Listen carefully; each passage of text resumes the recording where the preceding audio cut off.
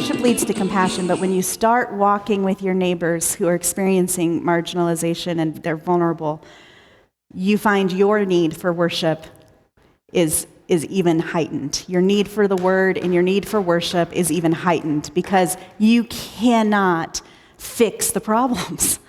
You cannot, it's overwhelming. And so I didn't have the theology, I didn't have the answers. No one taught me what the Bible said about these things. So when I would try to talk to pastors about loving their Muslim refugee neighbors, I didn't have the tools on how to do that with them, and so... Yeah, you couldn't pull out the right scriptures. Right, and all so that. there was this that drew me back into a new hunger for the word. All right, so the church you started, and you guys started it a year ago? Yeah. Okay. You meet in a community center in a subsidized housing where who lives in that subsidized housing? Yeah, so we meet in the community room. So folks in our community is about 20%, so 1 in 5 people are foreign born, so not born in within Fort the United Morgan, States. Colorado. In Fort Morgan. 20% are foreign born. Yeah, okay. And there's about 27 languages spoken in our community. That's got to be more than Longmont, I would think. Yeah. Or at least, yeah, okay. The it's the second most diverse community in Colorado next to Aurora. We're always flipping back and forth with Aurora. But yeah, so it's a ag community. So the meatpacking facility there, folks are there. Meatpacking facilities ever since the ICE raids back in 2006 have been recruiting from resettled refugee populations. And so you have a lot of folks from Africa.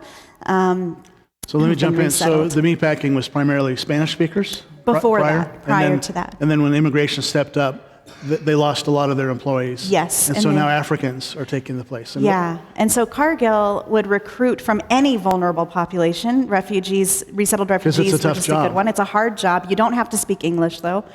And so it's an opportunity for people to come and save some money, send money back to their families who are struggling. So what kind of countries from Africa are we talking about here? All over the place. In our church, we have folks from Ethiopia and Benin and Cameroon, and there's been some visitors from El Salvador and Sudan. So all over, over, people from all over. There's also dairies surrounding Fort Morgan, and that tends to be more undocumented populations from Central America. Yeah, who are willing to do that kind of, do hard work. Now at Cargill, which is the meat processing plant, what does a day look like? Because you might be working with those folks. Yeah. I don't know if it's okay to talk about that, but as a chaplain. So what does the average day look like for, let's say, an Ethiopian working at Cargill? Yeah, it depends on which side of the floor you work on. If you're working in what they nicely call the harvest, it used to be called the kill floor, or you're working in the refrigerated area, and so where you're doing a lot of chopping and cutting and things like that, and so sorting. Or you're working in shipping, where you're packaging things or sending things out.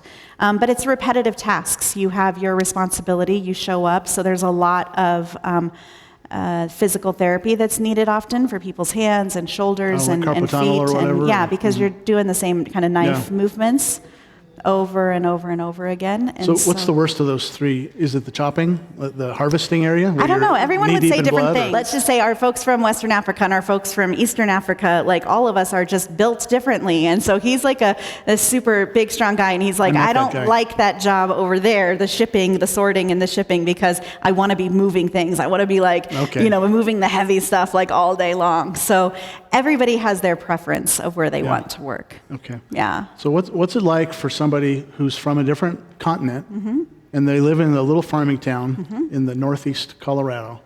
Do they have their families with them, or are they by themselves? A lot of people are by themselves. A lot of people were either resettled or came and claimed asylum at the southern border with the hopes that if they gain asylum, they can then send for their families to join them.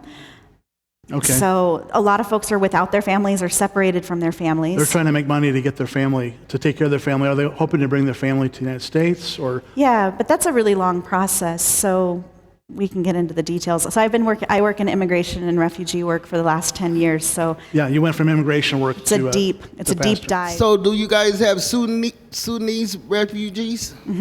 Yes. Okay, so you have them, do they come through Darfur, or are they seeking political asylum? Self. So first you've got to get to a refugee camp. You might live in a refugee camp for up to 2 decades before you're ever resettled. Less than 1% of people in refugee camps are ever resettled to another nation. And so it's not like the pathway. We had over the summer a large Haitian community that came in through the visa programs from the previous administration. So came legally, applied, did everything they were supposed to do.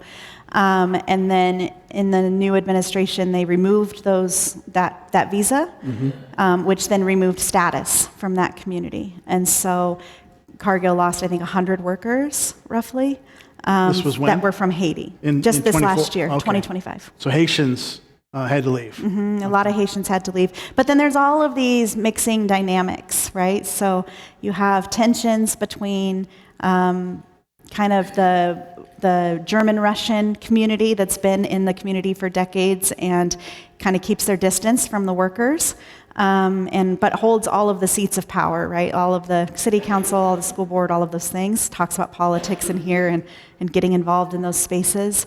You have Mexican-American immigrants who have been there for 40 years more.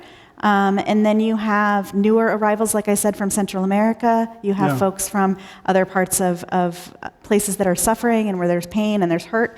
And so what happened is a lot of the East African community would often go back, if they could, to visit family in the summertime. Well, they went and then came back, and all those jobs had been taken by the Haitian community that had moved in. So you got tensions between ethnic groups. You got tensions between people who have status and people who don't have status.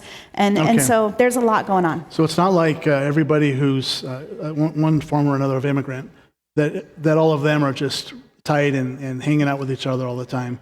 No, everybody's just surviving. Yeah. Everybody's going to work, going home, going to work, going home. And on the weekend, they're sleeping, and then they're shopping and doing their laundry. Doing what they have to do, not necessarily coming. How do you get people like that to come to church? Yeah. Or is that just like in Maslow's hierarchy of needs, that's a little too far down the list? And you listen to the community. What do they need? When do they want services? Where do they want it to be? What's accessible to them? And so what's amazing to me is that I want to be clear. I'm not, as a U.S.-born person, I am not there to bring the gospel to people from other nations. I am there to live out what it means to be transformed into the likeness of Christ in my community. And that's what they're doing. The people who are coming have something to say to me, right? So we talk about hospitality, and the word hospitality literally translates to love of the stranger, right? And so you think about I grew up thinking hospitality was donuts and coffee before church. It turns out that's not the case. It's welcoming the stranger and treating them as your own family. And so when we read scripture that says, you should welcome the stranger among you because people have done so, and in so doing have entertained angels without even knowing it. Well, what are angels? Messengers. Messengers of God who have a message to share with you. You think that you're offering the hospitality, and you are, but they also are bringing to you a message from the Lord. So we're all just there. So like the folks that I have a couple of guys that were like, we met in Brazil, once from Cameroon, once from, I can't remember the other, it was a different African country. And I was like, where did you guys meet? How do you guys know each other? Well, we worked together at Cargill, but before that, we were in Brazil together, and we were leading worship at this church. Oh, wow. And now, we're here. And so it's not about, who's bringing the gospel to who. It's the nations, it takes the nations to reach the nations. We're all in this together. So if there are 27 different languages, do the ones that have been here speak English? So far, everyone speaks English, but at varying levels. So, we also have availability for French interpretation, and that covers colonization. A lot of Africa. A lot of Africa. Yeah. and then Spanish. We have folks that can, if needed, come in and interpret in Spanish for us. The other language would maybe be Swahili that we would want to use some translation for to cover most of East Africa. And people ask me, do you speak Spanish? And I'm like, no. And they're like, shouldn't you learn? And I said, probably, so I can communicate with my neighbors. That would be a good thing. But I am just one person in the body of Christ.